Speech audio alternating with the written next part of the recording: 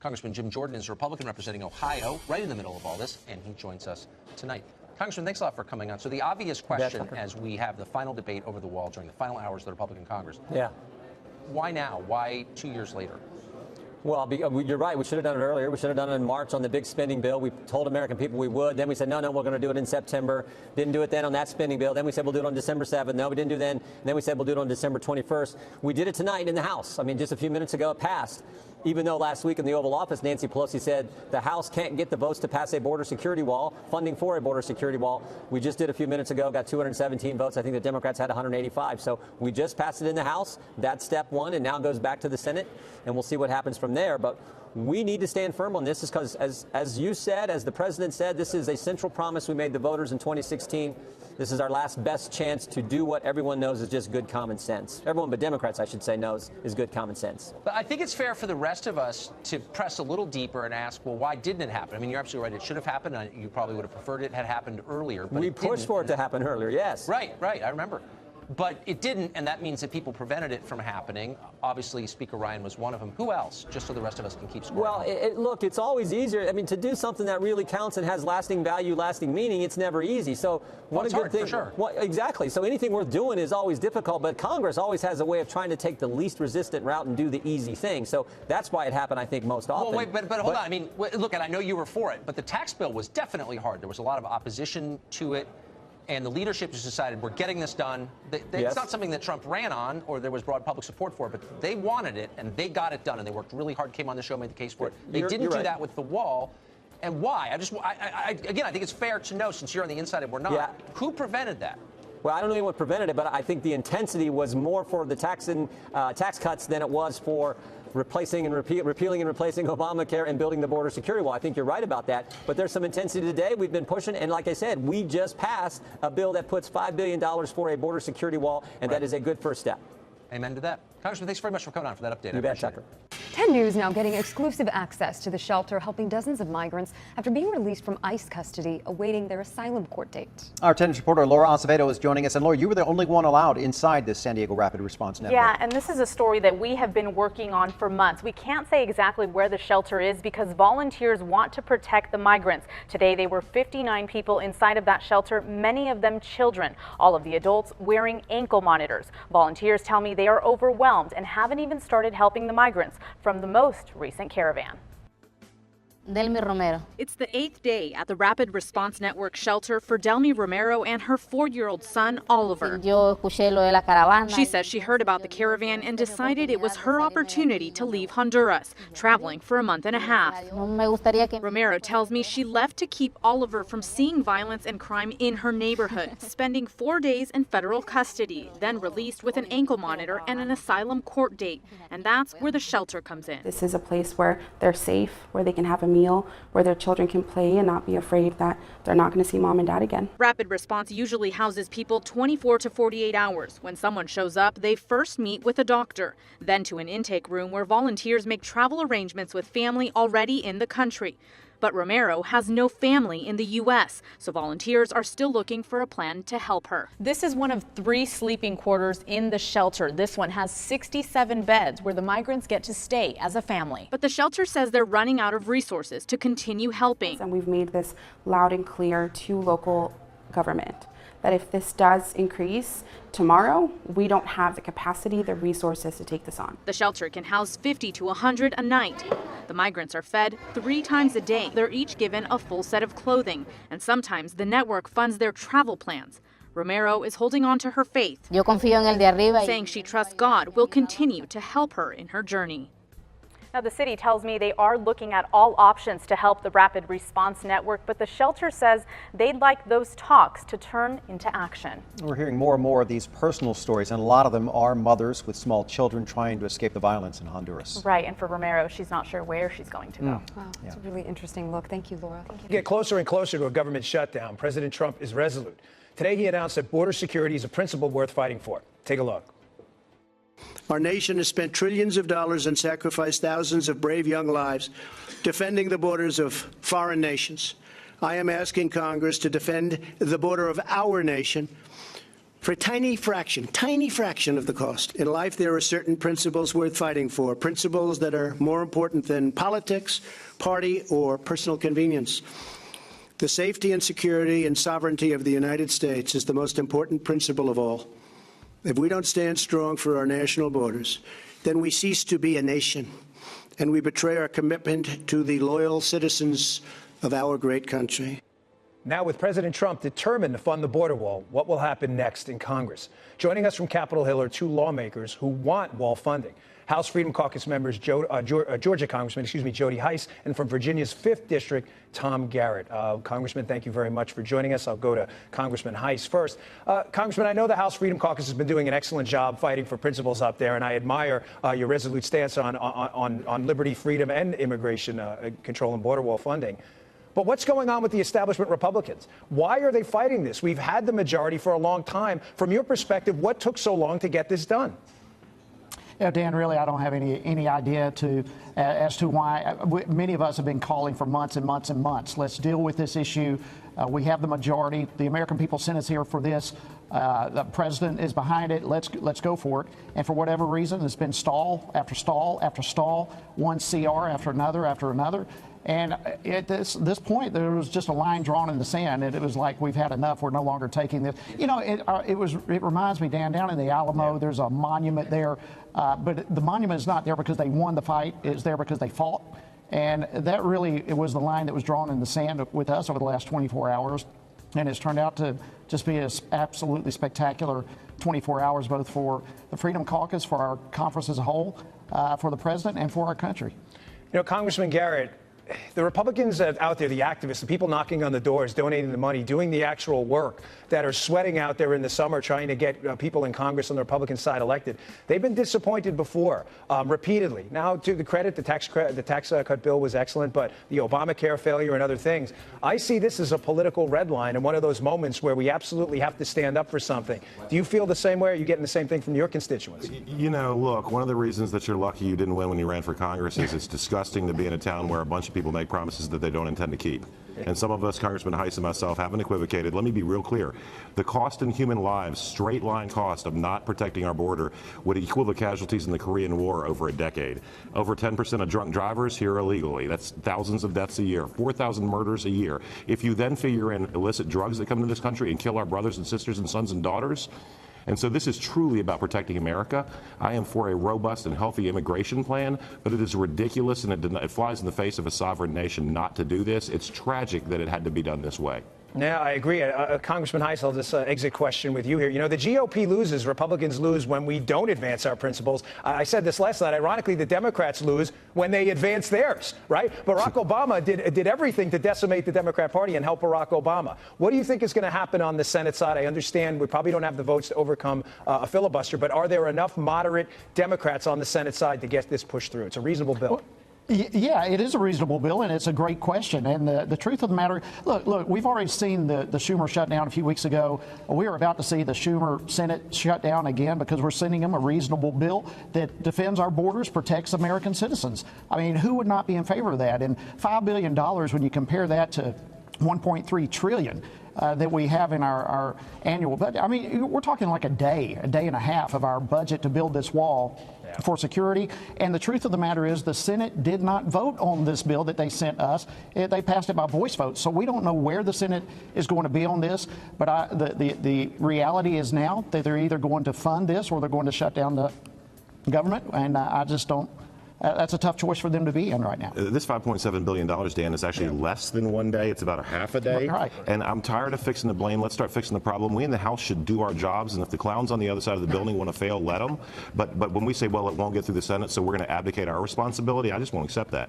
Yeah, Congressman Garrett, I like your style. I like you too, Congressman Hice. You're a good man. Hey, thanks a lot for joining us. Thanks for fighting a good fight, guys. American migrants who arrived in Tijuana in November are now entering the U.S. legally. A woman and her son were some of the first to come across the border on asylum grounds. Our 10's reporter Matt Boone is in San Ysidro with their story tonight. Matt. Yes, Steve, we know of at least 12 people who have come across so far on asylum grounds. That's including this woman and her son who made it across last week. They were part of that caravan that arrived in Tijuana in November. They say it was a 4-month journey after they left their home in Honduras. Fue muy difícil. The trip was very difficult. I honestly tell you, I suffered a lot. Maria Luisa Casares says the problems in Honduras started about 10 years ago. As the gang violence escalated, her father passed away. Then her husband left her when she had her son Javier, who has Down syndrome. Él nunca quiso mi hijo por lo. He never accepted my son because of his condition, so he abandoned all of our kids. She said they were forced to pay a tax to the gangs or be killed. No tienen corazón, pues ellos matan. The gangs don't have any heart. They kill whatever kids they come across. She said she arrived in Tijuana with Javier and her other adult son in November. They slept in various shelters, including the large one at a sports complex where they got sick. Traía una gran tos. I had a really bad cough. I was vomiting blood, but I was more interested in my children's health than my own. But at one of the shelters, she was finally approached by the Minority Humanitarian Foundation, who helped her and Javier get to the front of the line to approach the U.S. border. Pues yo me sentí muy contenta. I was really happy, but I was very surprised they left my other son. She now wears an ankle GPS tracker as she awaits her asylum hearing, a process that could take 2 to 3 years. Le pido al Señor. I pray that I become legalized in this country and get asylum because I don't want to return to my country. So whether or not she actually receives asylum is yet to be seen as that case proceeds. We reached out to the Border Patrol to see how many of those Central American migrants in the caravan have actually been let through on asylum grounds. They didn't give us an answer to that, only saying that here in the San Diego area for this past year, 12,000 people have approached the border claiming a credible fear. How many of those have actually made it across legally, they did not say. Reporting live at San Ysidro tonight, Matt Boone, 10 News.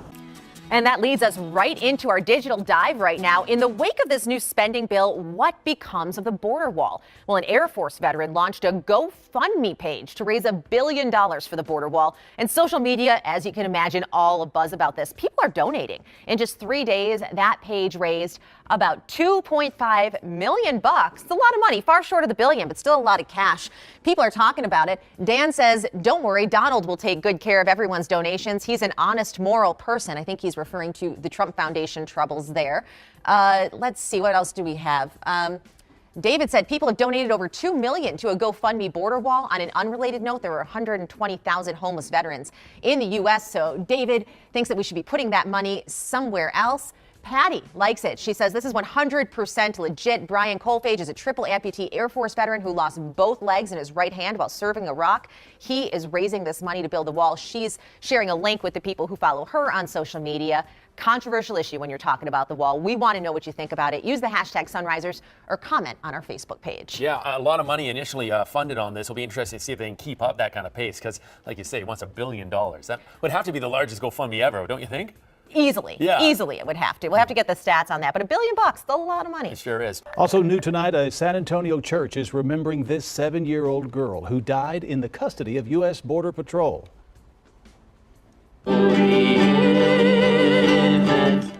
The San Antonio Mennonite Church hosted this vigil to memorialize Jacqueline Carl Makin. The 7-year-old and her father traveled to the U.S. border with a large group of migrants. And they turned themselves over to authorities in New Mexico earlier this month. And 8 hours after being taken into custody, Jacqueline started having seizures. She was airlifted to an El Paso hotel, and a hospital that is, and later died. The advocates who gathered in San Antonio tonight want justice in her death and better treatment for minors in U.S. custody. So we wanted to have a sign and a showing of solidarity here tonight to say to her family that we mourn with them, and we hope that the country would do better. An autopsy is scheduled to determine the cause of her death. A 7-year-old Guatemalan girl died last week while in Border Patrol custody. Morning, there's growing outrage over the death of a 7-year-old Guatemalan girl in U.S. custody. She died less than 24 hours later from dehydration and shock. Hillary Clinton tweeted, "What's happening at our border is a humanitarian crisis." The Washington Post. Girl 7 dies in Border Patrol custody. USA Today. Migrant girl dies of dehydration in Border Patrol custody. MSNBC. Migrant girl dies in U.S. custody awaiting medical attention. You read any of these headlines and you basically think a 7-year-old girl was starved to death in American custody while authorities just sat there and watched. But that's not what happened. I'm Anders Hagstrom, and these are the facts. The girl's name was Jacqueline McKean, and she and her father were in Border Patrol custody for just 8 hours before she died of apparent dehydration, which would mean she hadn't had water for days beforehand. But did American authorities mishandle the situation or not provide her treatment? No. Jacqueline was in a group of 163 migrants who turned themselves in to claim asylum. They were put on a bus to a migrant facility 90 minutes away, and it was on that bus ride that she began to have seizures. Medics did everything they could on the bus, then she was airlifted to a hospital where doctors simply couldn't save her. This is not a story of a crass and evil Border Patrol as mainstream headlines are leading their readers to believe. In fact, MSNBC went so far as to basically lie and use Obama-era footage to make it seem like Trump's Border Patrol intentionally dehydrates migrants. One of the issues was dehydration. We're going to show some video, which you probably can't see just the way that you guys are on a live view camera right now. But there's video of Border Patrol agents dumping water on the ground, water that was meant to be left for migrants. This is from the Tucson-based aid group, a Tucson-based aid group. What do you know about whether water is being provided to migrants when they are picked up near the border? Except this girl got food and water when she was detained, and her father said he had, quote, no complaints about how his daughter was treated. At the end of the day, this is a classic example of the media manipulating a tragic situation to fit their left-leaning immigration narrative. And now let's go to some of your comments on last week's video about creepy porn lawyer going after Tucker Carlson. Debbie Baker says, my goodness. Debbie Baker says, I prefer Tucker's version of events, far less chance of it being a blatant lie. This is actually true. So Creepy Porn Lawyer is saying that Tucker Carlson basically went and attacked this guy at a Virginia country club because basically Tucker is racist, is basically the argument, when Tucker says, actually, this guy insulted my daughter, called her a whore and a C-word, and obviously Tucker was mad. So who's lying? Well, the country club sided with Tucker and kicked the other guy out of the country club. Linda Plante says, glad he got wine thrown in his face, good job. So this is actually a reference. Tucker Carlson's son threw wine in the face of the guy who supposedly called his sister a whore and a C-word, which, I mean, it's like the bougiest way to get back at someone. Craig Hess says, if that was my daughter or granddaughter, this MF would be eating through a straw if he was lucky. We have new numbers from the border tonight which show just how many migrant children are in detention centers in the United States. Many of them are filled with hundreds, in some cases even thousands of other children. Spencer Blake is here now with how many are here in our state. So Heather, earlier in the year there were 1,600 kids in detention in Arizona. That number, though, has actually gone down to about half that now. And the reason for that decrease? Well, the state's largest provider of shelter, Southwest Key, was forced to shut down 2 facilities over improper background checks for employees. Several workers in charge of caring for those kids have been charged with sexually based crimes. Now, on the national level, though, there are more than 14,000 immigrant children in detention centers on residential facilities. In early 2017, to give you a comparison, the total number of migrant youth under the Office of Refuge Resettlement was less than 3,000. The Associated Press just released all of these new numbers in a report tonight. They've in large part been treated as prisoners, regimented in ways that are completely contrary to the way they've lived previously. Experts say institutionalization of kids can lead to deep anxiety and even distrust of their own loved ones. This week, the government announced it will end part of the migrant screening processes. That should speed things up a little bit for kids getting up, who are waiting to get placed with family members who are here in the U.S. Now, those 14,000 minors have been put in 150 detention centers that are indeed funded by taxpayers. Jared, Heather. Now to the Trump presidency. Today, the U.S. announced that migrants seeking asylum through the southwest border will be held in Mexico until their claim can be processed. The Department of Homeland Security Secretary made that announcement during a House Judiciary Committee hearing. Asylum seekers from Guatemala, Honduras, and El Salvador will now wait and be given a notice to appear for their immigration court hearing. They will not be able to disappear into the United States. They will have to wait for approval to come into the United States. If they are granted asylum by a U.S. judge, they will be welcomed into America. If they are not, they will be removed to their home countries. Mexico will continue to provide humanitarian aid to individuals waiting out their legal proceedings near the border. The new policy goes into effect immediately.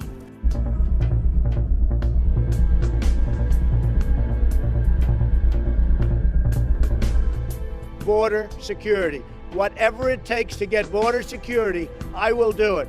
I pledged that a long time ago, and I will pledge it always. ICE has just released brand new numbers and statistics on the arrests of illegals in the United States. That's right. This includes a 10% increase in administrative arrests of illegal aliens. We've seen a 10% increase in both arrests and removals. The executive order lays out the administration's plan to construct a physical wall along the shared border with Mexico, add 5,000 Border Patrol agents to the 17,000 already policing it, and build detention facilities to jail those who illegally cross it. The day is over when they can stay in our country and wreak havoc. Mr. Trump has blamed the estimated 11 million illegal immigrants already in the U.S. for taking jobs from American workers and driving up crime rates.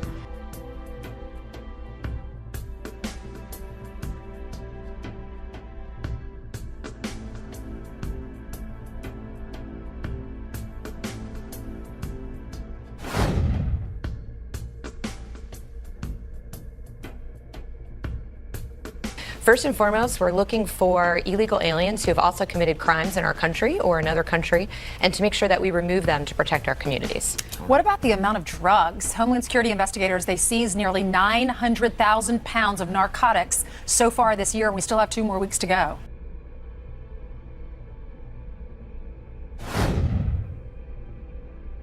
When Mexico sends its people, they're not sending their best. They're not sending you. They're not sending you. They're sending people that have lots of problems, and they're bringing those problems with us. They're bringing drugs, they're bringing crime, they're rapists, and some, I assume, are good people. The president is committed to protecting every single American citizen. He knows that without border security and without borders, you have no country at all, and he's calling on Democrats to step up and actually do their jobs. It's about safe communities. It's about wages, living conditions, quality of life. This is the battle right now, right before our very eyes. We are going to win because Donald Trump is not backing down.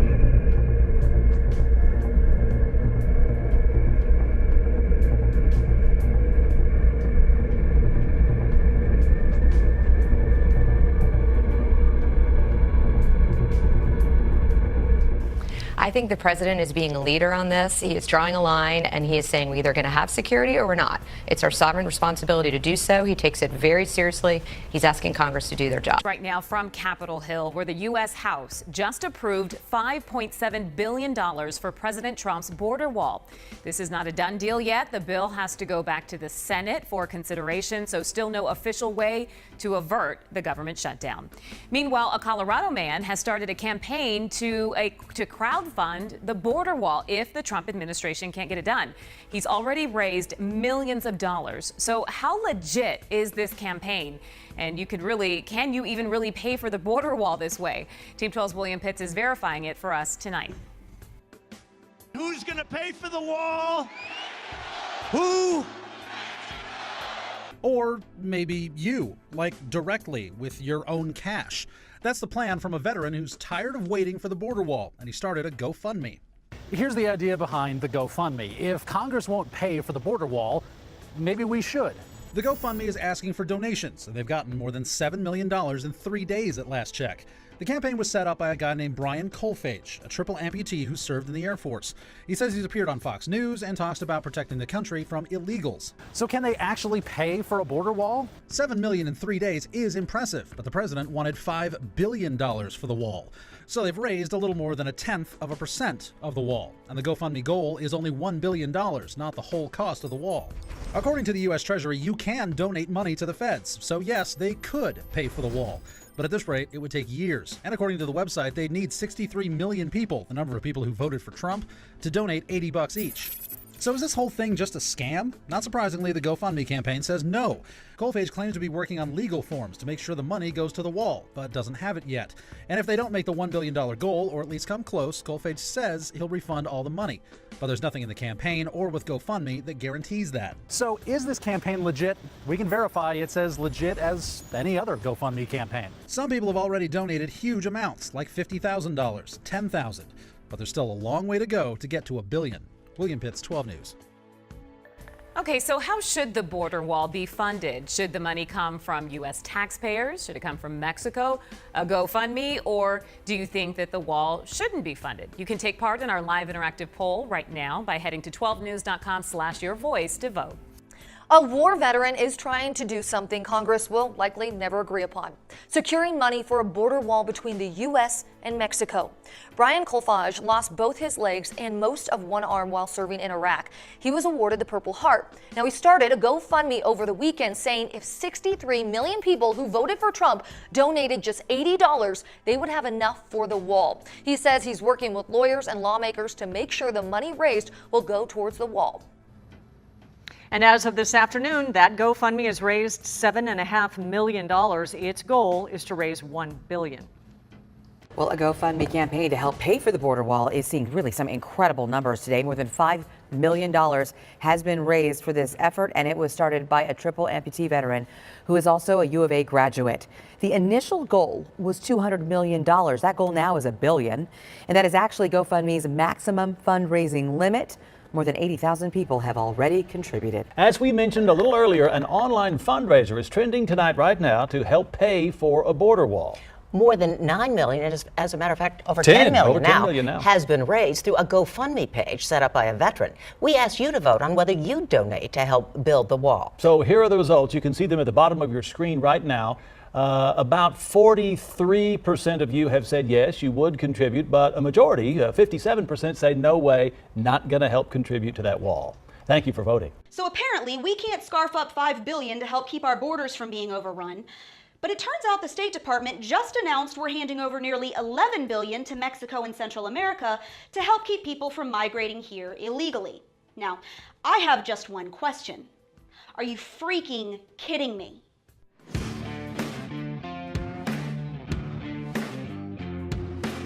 Hey guys, welcome back to MRC TV's Reality Check. I'm Brittany Hughes. Now, while coming up with $5 billion out of a $3 trillion budget to put toward a border wall and secure our own country is apparently too much to ask, the federal government did just manage to scrounge up a whopping $10.6 billion, most of it via American taxpayer dollars, of course, to fork over to Central America and Mexico in foreign aid and investment, all to try to keep people from coming here. The AP reported Tuesday that the U.S. government has pledged $5.8 billion in aid for government and economic development in Central America and another $4.8 billion in development aid for southern Mexico. The money is made up of both public and private dollars, but most of it is coming from your pocket. And by the way, this is on top of the nearly $600 million that we've already sent these countries since 2001.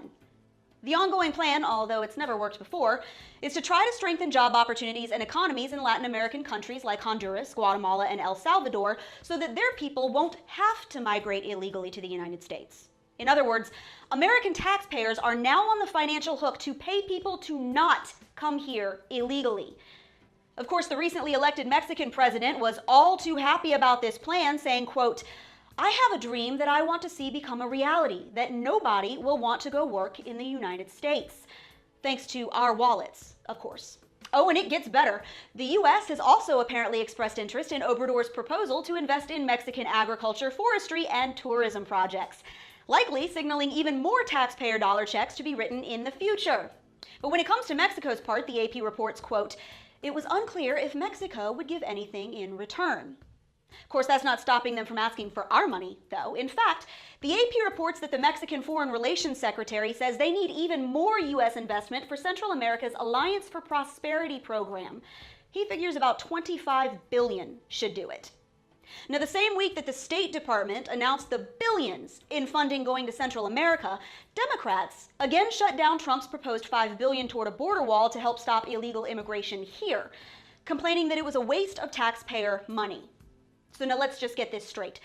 Not only do we have to pay to process illegal aliens who come across the border, put their families on welfare, pay for their health care and their kids' education, pay to send them home, and pay to jail their criminals. Now we have to pay them to not come here in the first place. Also, just to remind everyone, there are about 2.5 million American children who are currently homeless in the United States. There are also about 40,000 homeless veterans on the street any given night. Nearly 39 million Americans are on food stamps. About 200 people die of drug overdoses every day, thanks to our out-of-control opioid crisis. We're 21 trillion in debt and climbing, and our infrastructure is falling apart. But apparently, we can find nearly 11 billion of our hard-earned money to help people in Central America get jobs because their own crap-hole governments can't be bothered. So please, tell me again how we can't come up with $5 billion for a wall. The GoFundMe page has raised now more than $5 million to fund the border wall. They're at 5.1 right now as Congress continues to block the president from delivering on his promise to the American people. One America's Jeremy Hartley tells us more on this fundraising effort. He calls himself a veteran who is deeply invested in this nation. 37-year-old Brian Kolfage, a Purple Heart Iraq War veteran, started a GoFundMe page Sunday with the hopes of raising money for a border wall. Kolfage, who had 3 limbs amputated after a rocket attack in Iraq in 2014, pointed out on the funding site the promise to build a wall was one of President Trump's key campaign promises. It's a promise he said still needs to be fulfilled, so he decided to take matters into his own hands. Kolfage notes the government has accepted large private donations for building projects in the past, citing a $7.5 million donation to fund repairs to the Washington Monument in 2012. This, he says, is no different. Kolfage says he wants to ensure future generations have everything Americans enjoy today, calling on citizens to uphold the law, pitch in, and get the project rolling. He says if the 63 million people who voted for Trump in 2016 each donated $80, it would fund the entire wall. The page was initially started with a goal of $200 million, but the goal was raised to $1 billion after the overwhelming support and influx of donations. Kolfage calls on donors to hold him accountable that the donations are not a scam, providing his verified Facebook page as a way of contacting him.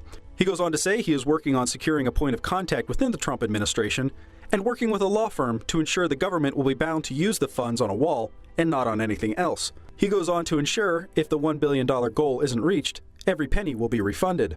The funding came a few days before White House Press Secretary Sarah Sanders announced the Trump administration is seeking different forms of funding toward building the border wall. A budget proposal was passed by the Senate late Wednesday, but does not include $5 billion in funding sought by the president toward the wall. Border security funding, however, will reportedly be kept at current levels. Jeremy Hartley, One America News. We do have more breaking news on this Thursday. Moments ago, the House of Representatives passed that bill giving President Trump more than $5 billion for his border wall. Earlier, Mr. Trump told Republican leaders he would not sign the Senate spending bill unless they had the funds for the wall. The measure now goes back to the Senate, where experts say has no chance of passing. If all sides cannot reach a deal, a partial shutdown of the federal government begins tomorrow night. But before going any further, I want to address a matter of vital national importance. You've all been seeing it, reading it, hearing it, border security. Every nation has not only the right, but the absolute duty to protect its borders and its citizens. A nation without borders is a nation not at all. Without borders, we have the reign of chaos, crime, cartels, and believe it or not, coyotes. I will not surrender this nation to the whims of criminal organizations who prey on the vulnerable, who hurt women and children, and who spread human misery and suffering. Human trafficking and massive drug inflow must also be stopped. It's at a tremendous level. What we're doing and the incredible job being done by border security, ICE, Border Patrol, local police, and the military. The military has been incredible. And we're stopping them. It's a process you wouldn't believe how tough. But we're stopping them in record numbers. At this moment, there is a debate over funding border security and the wall, also called, so that I give them a little bit of an out, steel slats. We don't use the word wall necessarily, but it has to be something special to do the job. Steel slats. I've made my position very clear. Any measure that funds the government must include border security. Has to. Not for political purposes, but for our country, for the safety of our community. This is not merely my campaign promise. This is the promise every lawmaker made. It is the solemn promise to protect and defend the United States of America, and it is our sacred obligation. We have no choice. For decades, Washington abandoned this commitment and allowed millions and millions of people to enter our country illegally and over the objections of the American people. No one voiced or voted for a policy. No one endorsed this policy, and no one ratified this policy. It was a total assault on our democracy itself.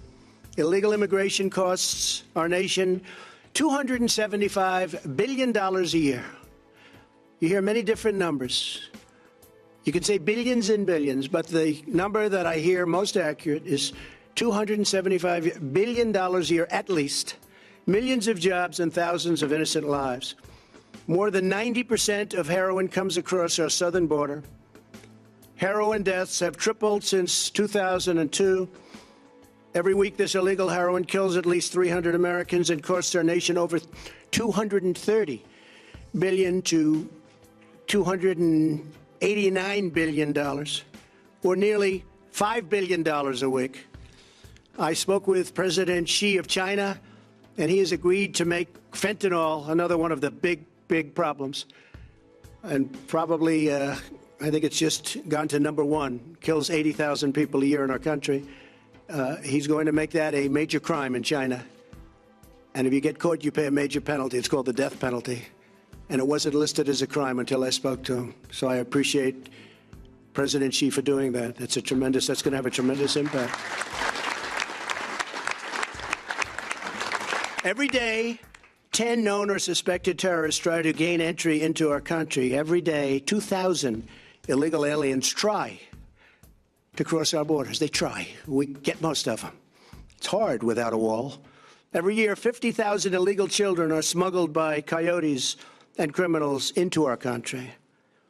In the last 2 years alone, ICE officers arrested criminal aliens charged with or convicted of 100,000 assaults, 30,000 sex crimes, and 4,000 murders. It's rough stuff. Yet the Democrats continue to oppose border security no matter how many innocent people get hurt or die. Ridiculously and dangerously, certain people want open borders, which allow potentially massive crime. Our nation has spent trillions of dollars and sacrificed thousands of brave young lives defending the borders of foreign nations. I am asking Congress to defend the border of our nation for a tiny fraction of the cost. Essential to border security is a powerful physical barrier. Walls work, whether we like it or not. They work better than anything. In Israel, 99.9% successful. Think of it. I spoke to Benjamin Netanyahu, Prime Minister, 2 days ago. We were talking about it. He said it's 99.9. I mean, he came up. I didn't ask. I said 99.9% successful. We have proposed a steel slat barrier to halt the deadly flow of these illegal traffickers, smugglers, and terrorists. Every day that we deprive our Border Patrol and ICE officers the resources they need, we put many innocent lives in harm's way. It should be bipartisan. I think it will end up being bipartisan. I really do. Illegal immigration also strains public services that Americans depend on, and illegal immigration drives down wages for the neediest Americans. No one who calls themselves a progressive should support illegal immigration. Open borders hurts poor Americans more than anyone else in our society. In life, there are certain principles worth fighting for, principles that are more important than politics, party, or personal convenience. The safety and security and sovereignty of the United States is the most important principle of all. If we don't stand strong for our national borders, then we cease to be a nation, and we betray our commitment to the loyal citizens of our great country. I look forward to signing a bill that fulfills our fundamental duty to the American people. It is all about, and I say this in any way they want to hear it, it's all about America first. We have to put our country first. We have to put our people first. And we have to put safety first. So thank you all very much. And we'll be working on that, Mitch and Paul and Kevin and everybody, and we'll see what we can do. But hopefully that'll all come together. Border Patrol agents say what is in the back of these pickup trucks is the next step in securing the border, and it just reached San Diego. 10 News reporter Mackenzie Maynard went to Otay Mountain with CBP today to see how they work.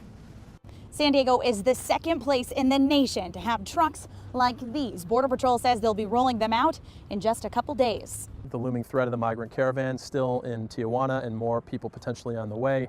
We need to make sure we're prepared for that as well. The need is there, according to Border Patrol agents. We're seeing more people coming this year. But it's not the need for additional resources that brought these 5 mobile video surveillance systems to San Diego. It's their massive increase in arrests since last year. Nearly a 90% increase compared to last fiscal year is significant.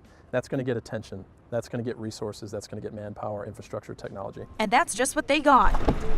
With each of the 5 trucks, the agents will be able to see 2 camera displays at all times, the daytime camera and the infrared camera. The mast will be able to be raised up 30 feet, giving agents a clear view they wouldn't otherwise be able to see. If an individual or group of people is trying to come north or sneak across the international boundary down here just below this ridgeline, I can't physically see it with my own eyes right now. Now, instead of using agents to search the grounds, they'll be able to rely on the 2 cameras to do that searching for them. That prevents that agent from having to go down on foot, risk injury to themselves, and check that sensor physically. That could save hours per agent per shift. The technology in these trucks also beats the technology in the infrared posts at the border. These posts have blind spots. These trucks don't. Border Patrol says these will not replace the border wall, but instead go hand in hand with it.